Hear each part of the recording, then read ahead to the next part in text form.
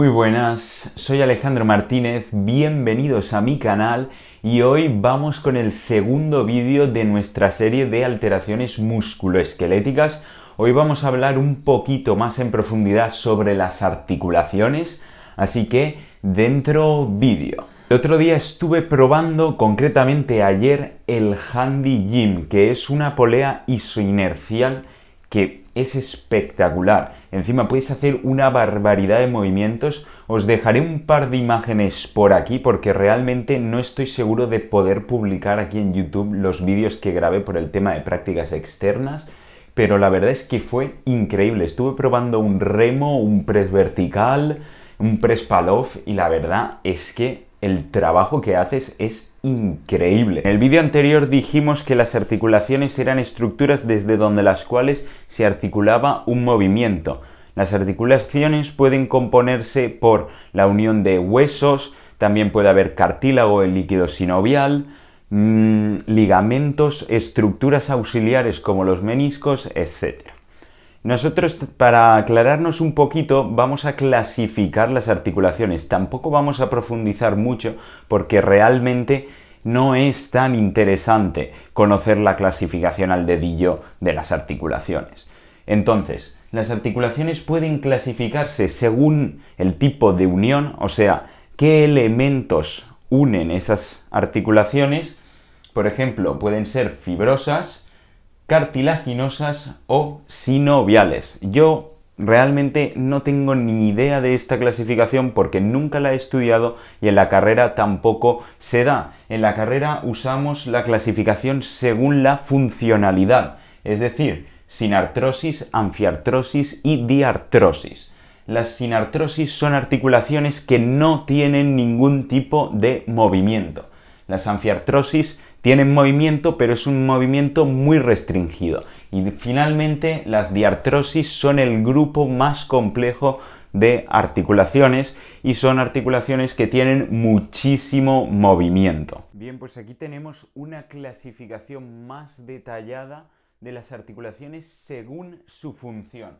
Por ejemplo, en el caso de las sinartrosis, que eran las articulaciones sin movimiento, tenemos las sincondrosis y las suturas.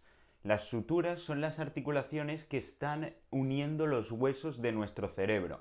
Son estructuras, bueno, son articulaciones pensadas para resistencia. Por otra parte, tendríamos la sincondrosis en el caso de la articulación alveolodental, que son las articulaciones muy pequeñitas que están en los dientes. En el caso de las anfiartrosis ya tienen un poquito más de movimiento y las clasificamos según sincondrosis. Por ejemplo, sería el caso de la articulación xifoesternal, que sería una articulación que está aquí, que es una puntita, que la podemos tocar y da un poquito de repelús. Esta articulación con el tiempo puede desaparecer. También, si hablamos de sínfisis, tendríamos la sínfisis púbica, que es una articulación muy pequeñita que une los dos huesos del pubis. En el embarazo está muy relacionada porque cuando vamos al parto o estamos en periodo de gestación, esta articulación tiende a abrirse. Ya pasando las diartrosis, que son el grupo más complejo y son articulaciones con un gran rango de movilidad articular, las clasificamos según los grados de libertad, es decir, según los movimientos, los tipos de movimientos que pueden hacer en los distintos planos. De esto ya hablamos en el vídeo anterior que os dejaré por aquí sobre planos y ejes. Vale, entonces en el caso de esta clasificación pueden seguir clasificándose más todavía, sin embargo, no tiene sentido porque es súper aburrido saberse este de memoria e incluso hasta explicarlo.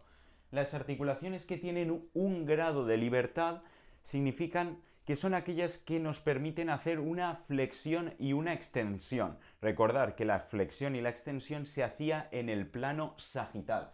Es el caso de la articulación húmero-cubital que se encuentra en el codo y obviamente une el húmero con el cúbito.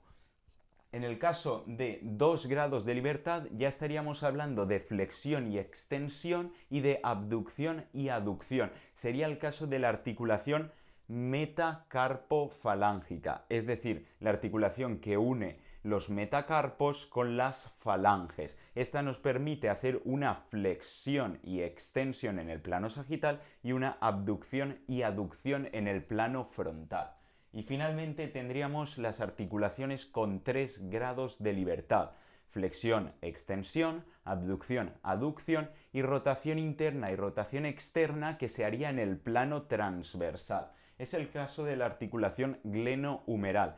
Está aquí en el hombro y uniría lo que viene siendo la cabeza del húmero con la fosa glenoidea, que es una estructura que está en la escápula.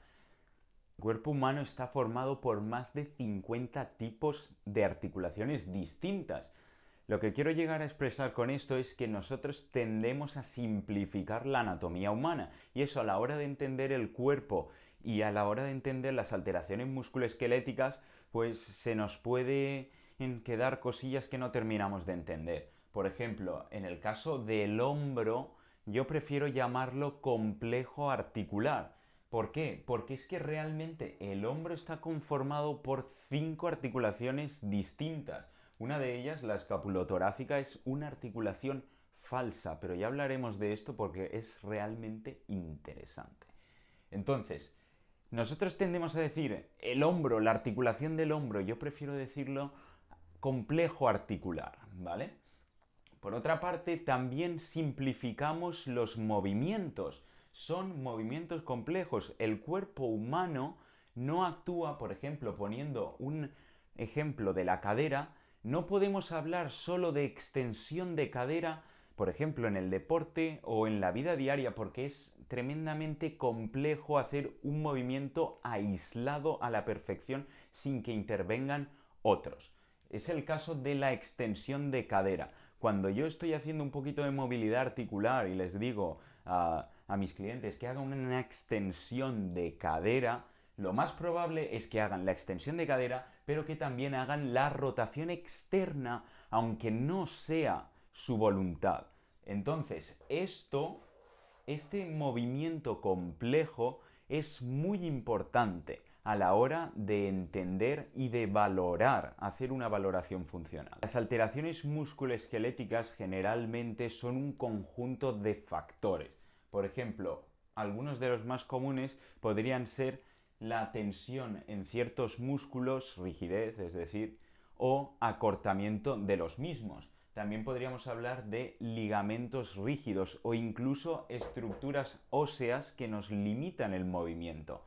Estos factores pueden provocar movimientos o patrones de movimiento anómalos, o también que adaptemos posturas corporales incorrectas que a la larga podrían generar molestias, dolor, lesiones incluso. ¿Qué es lo que sucede? Que nosotros, si con estas maladaptaciones hacemos ejercicio, lo que vamos a hacer es exacerbar las consecuencias de nuestros errores. Entonces, por ejemplo, en el caso del ángulo Q, que el ángulo Q sería como si fuera un valgo de rodilla, esto podría ser nuestro eje anatómico de cadera, rodilla y tobillo. En el ángulo Q, esto sería un desplazamiento hacia nuestro eje vertical. Entonces, esto, si estamos corriendo, se incrementa, se hace más exagerado y a la larga pues puede provocarnos ciertas consecuencias, por ejemplo, a nivel de ligamento. Y bueno, pues eso ha sido todo. Hasta aquí el vídeo de hoy. Ha sido un vídeo ya un poquito más técnico para los interesados, para los frikis de esto del movimiento humano. Recordad, podéis suscribiros por aquí y si no, seguid viendo más vídeos por allá. Soy Alejandro Martínez y nos vemos en la siguiente ronda.